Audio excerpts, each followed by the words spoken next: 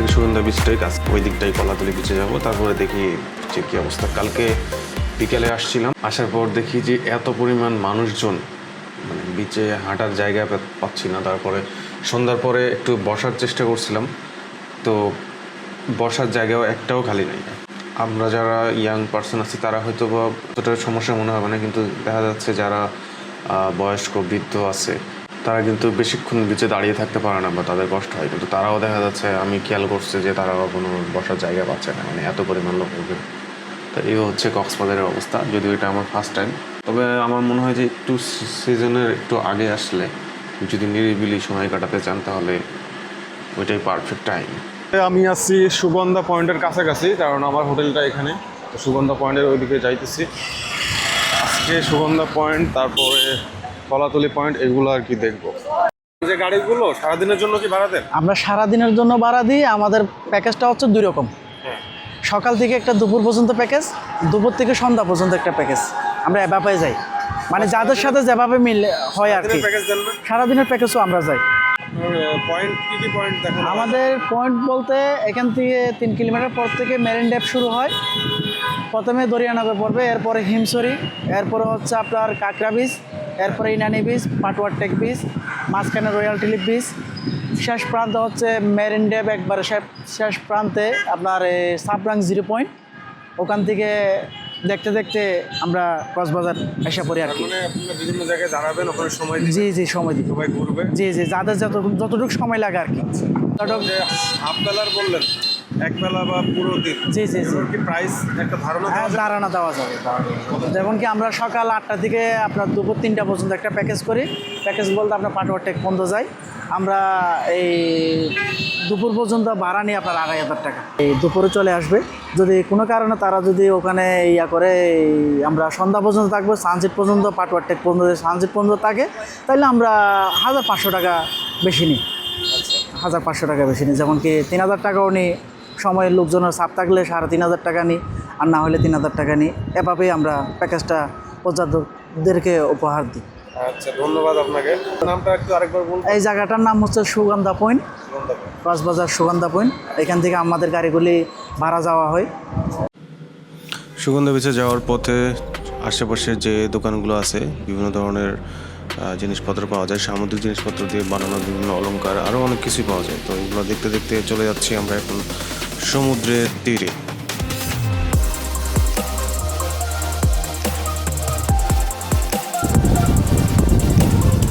এটা হচ্ছে Sugandha beach point আর কি, এটাই হচ্ছে মেন পয়েন্ট। আর এই যে দেখেন সমুদ্র, সামনে একটা মসজিদ আছে। আর অনেকেই পাবলিক টয়লেটের খোঁজ করে থাকেন বা এটা প্রয়োজন আর কি। তো এইখানে দেখেন, এখানে একটা পাবলিক টয়লেট আছে, আর হচ্ছে মসজিদের ওই পাশে একটা পাবলিক টয়লেট আছে। কারো যদি প্রয়োজন হয় তো নিতে পারে।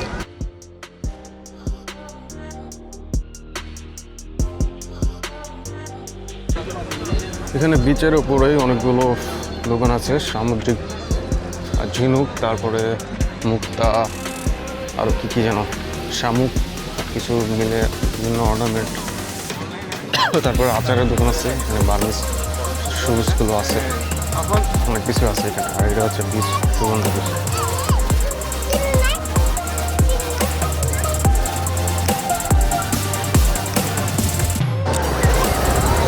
এটা হচ্ছে সুগন্ধা বিচ। দেখুন কত মানুষ,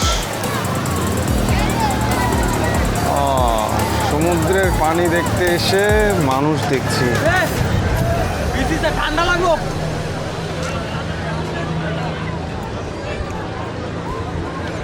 অনেক ধরনের রাইড আছে, যেমন জেট স্কি, তারপরে এখানে বিচ বাইক যেটা এখানে পাওয়া যায়। আবার এখানে হর্স আছে, হর্স রাইড আছে। সবগুলো রাইডই আপনারা চাইলে করতে পারেন। এই যে এখানে বিচ বাইকগুলোর নাম কি বলে? এগুলোর নাম হচ্ছে বিচ বাইক বলে। তো কীরকম রেট এগুলো বা কতক্ষণ টাইম? আমাদের এখানে সীমানা দেওয়া, একটা লং রাইড আছে আর একটা শর্ট রাইড। হ্যাঁ, বড় রাইড গেলে আপনার 600 টাকা 3 জন, ছোটো বড়। আর আচ্ছা। ছোটো রাইড করলে 300 টাকা, ছোটো বড় 3 জন। যাবো আসা ঘুরে ফিরে চলে আসবেন, আসে আমাদের গাড়ি আমাদেরকে দিয়ে দিবেন। আচ্ছা মানে এটা হচ্ছে কোনো সময় নেই, ওখানে যাবে আর আসবে। সময় বলতে ওখানে যাবেন, আপনি ছবি টবি তুলবেন, ভিডিও টিডিও করবেন, টাইমলি কোনো সময় নেই। আর যদি আপনি সময় মধ্যে নিতে চান তাহলে হাফ অ্যান আওয়ার নিতে হবে, অথবা আধা ঘন্টা অথবা 1 ঘন্টা নিতে হবে। আচ্ছা আচ্ছা, ঠিক আছে ঠিক আছে, ধন্যবাদ। শর্ট একটা ড্রাইভ নিয়ে নিলাম এবং চালাতে খুব মজা লাগতেছে। তো এখানে একটা বিষয় যে এটা চালানো খুবই ইজি, এটার শুধু পিক আপ আর হচ্ছে ব্রেক, সো ইজিলি চালানো যায়। তবে কন্ট্রোলিংয়ে একটু সমস্যা মনে হলো আমার কাছে, মানে 4টা চাকা আর হচ্ছে এই হচ্ছে অবস্থা। তবে সব মিলিয়ে আর কি দারুণ একটা অভিজ্ঞতা। আপনারা অবশ্যই অবশ্যই এটা ট্রাই করবেন। বাইক চারপাশের অসাধারণ মনোমুগ্ধকর দৃশ্য আর সমুদ্রের বাতাস আর হচ্ছে বালির উপর দিয়ে বাইক চালানো, এটা যেন এক অন্যরকম একটা অনুভূতি। অবশ্যই অবশ্যই এটা ট্রাই করবেন। এটা হচ্ছে খুব বেশি জোরে চালানো যাবে না, কারণ চারপাশে অনেকজন মানুষ থাকে, তো তো এই বিষয়টা অবশ্যই অবশ্যই মাথায় রাখবেন।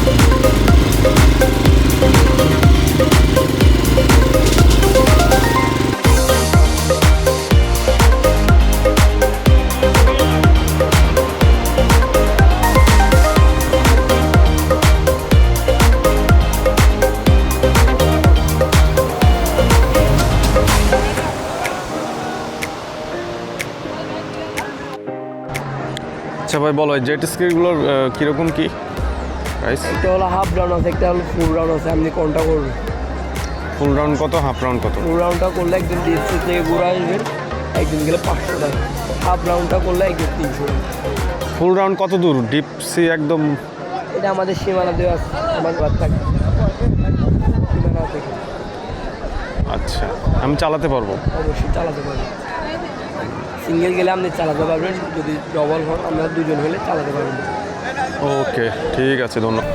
শেষমেশ দাম দর করে 600 টাকায় রাজি করালাম এবং আমি এটা নিজে একাই চালাবো। আমার পেছনে শুধু ড্রাইভার থাকবে, বাট আমি চালাবো নিজে। যদিও এটা আমার ফার্স্ট টাইম, খুব নার্ভাসও লাগতেছে, আবার ভয়ও লাগতেছে, আবার হচ্ছে খুব এক্সাইটমেন্টও লাগতেছে। I am very excited. So দেখা যাক কী হয়।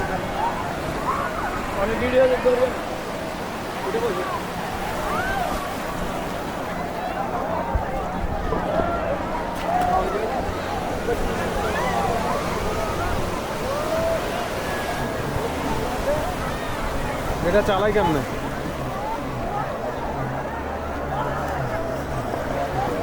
এখন আমি জেট স্কি ড্রাইভ করবো।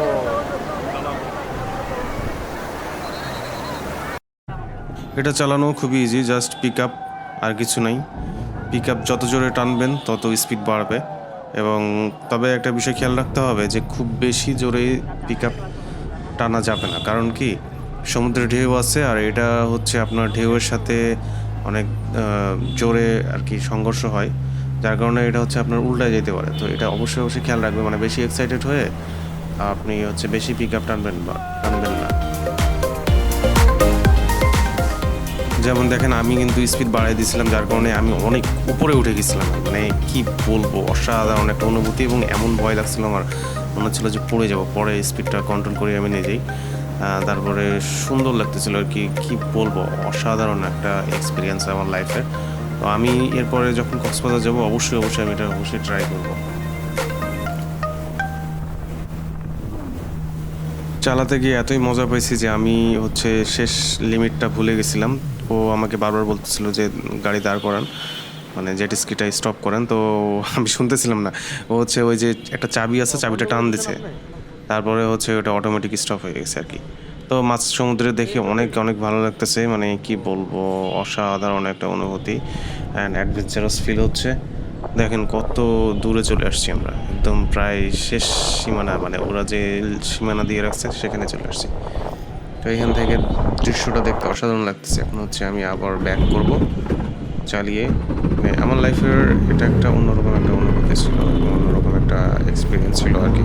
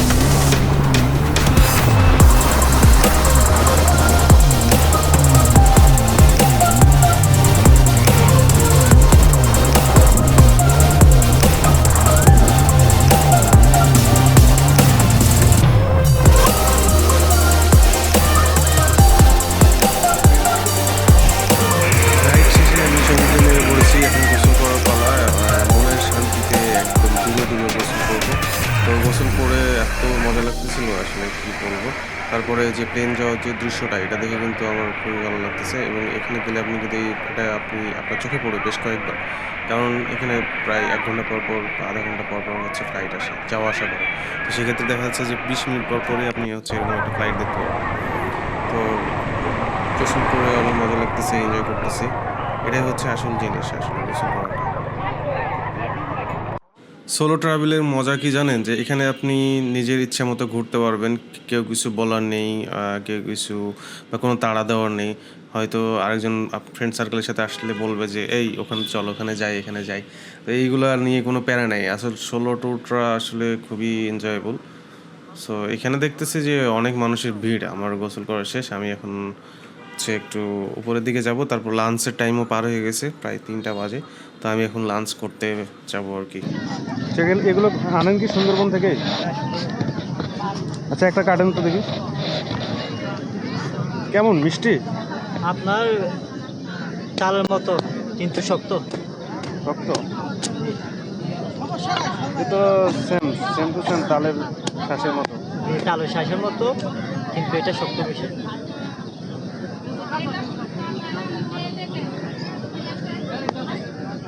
আচ্ছা, আমাকে একটাই দেন, আগে আমি খেয়ে দেখি পুরোটা খাইতে পারবো কিনা।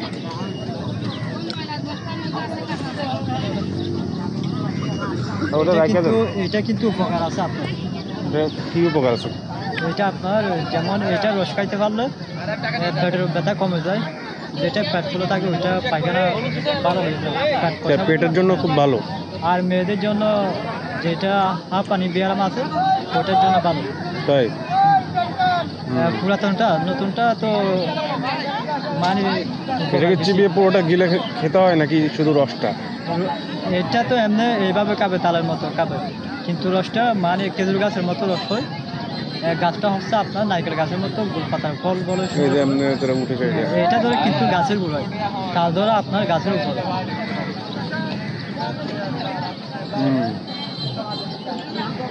কিন্তু এটা যে চিবিয়ে তো এটা গুঁড়া গুঁড়া হয়ে গেছে, এটা কি গিলে ফেলবো নাকি? হ্যাঁ, অবশ্যই গিলে ফেলতে পারবো। এই শুধু এই চামড়াটা ফেলে দেবে। খুবই শক্ত, তালের রসও নাই, কিছু নাই। এই জায়গাটা হচ্ছে আপনার সুগন্ধা বিচ আর লাবণী বিচ পয়েন্টের মাঝামাঝি একটা জায়গা, যেটা হচ্ছে ঝাউবন। জায়গাটাও অনেক সুন্দর, এবং এই যে রাস্তাটা করছে এটা কিন্তু অনেক সুন্দর লাগে। এখানে অনেকে এসে রেস্ট করে বা ছায়ার নিচে বসে থাকে, এবং জায়গাটা আমার সত্যি অনেক ভালো লেগেছে। তো এখান থেকে সোজাসুজি আপনি বিচে নামতে পারবেন।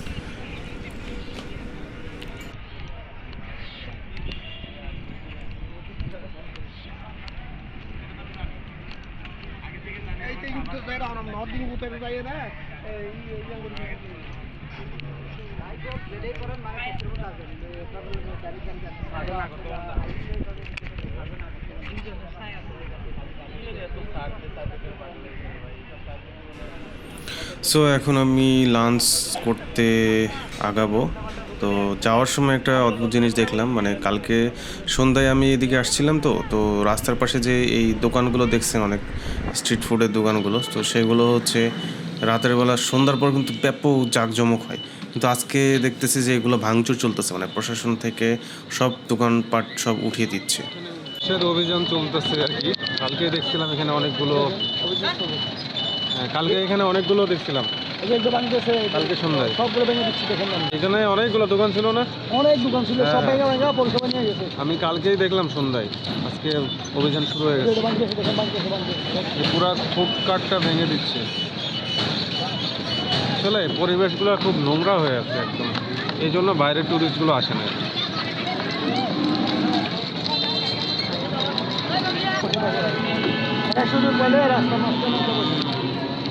নোটিশ দিচ্ছে, তারপরে সরে নাই না।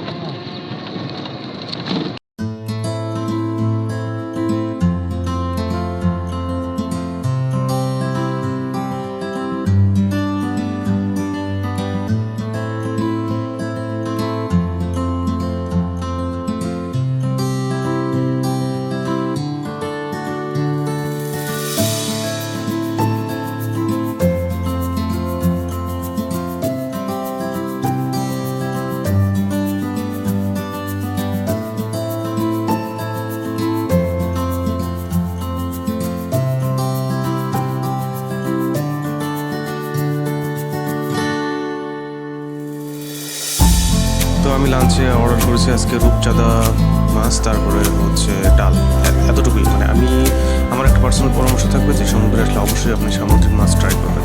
অনেকে দেখে যে মাছ মাংস ট্রাই করে, যদি না আপনার ফিশে কোনো সমস্যা থাকে অবশ্যই মাছ ট্রাই করবেন।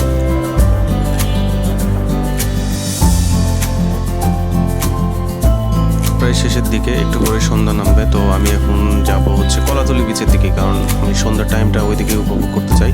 আর আপনাদেরকে দেখাবো যে সন্ধ্যার সময় কি অপার্থিব দৃশ্য সমুদ্রের তীরে দেখা যায়। এটা আপনারা আমার সাথে থাকুন এবং দেখুন আমার পরবর্তী ভিডিওগুলো।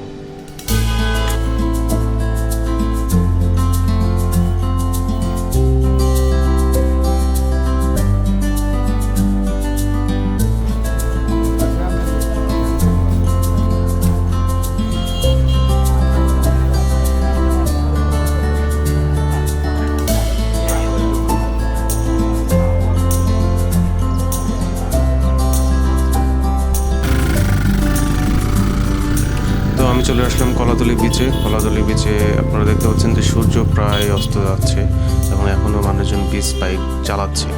তো দেখুন কি সুন্দর দৃশ্য, মানে এটা দেখলে আপনার কখনোই আর সমুদ্র তীর থেকে আর বাসায় আসতে মন চাইবে না। এত সুন্দর সুন্দর একটা দৃশ্য, সো দেখতে থাকুন।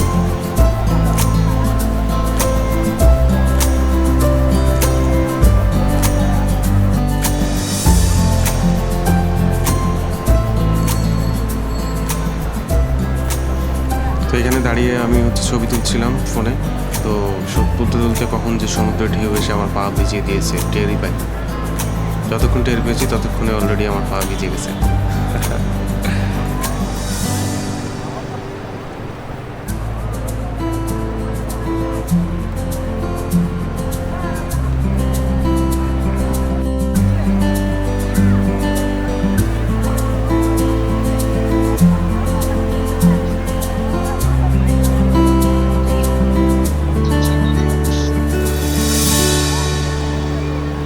সমুদ্রের পাড়ে বসে সন্ধ্যা উপভোগ করতে করতে রাত হয়ে গেছে। তো আমি একটা হচ্ছে বিচের যে চেয়ারগুলো থাকে, যেটাকে কিটকট বলে আর কি, তো ওইটাতে বসেছিলাম। তো ওখানে একটা মেয়ে গান শোনাচ্ছিল, তোকে আমি রিকোয়েস্ট করলাম, ওকে অবশ্য টাকা দিয়েছিলাম গান শোনানোর জন্য।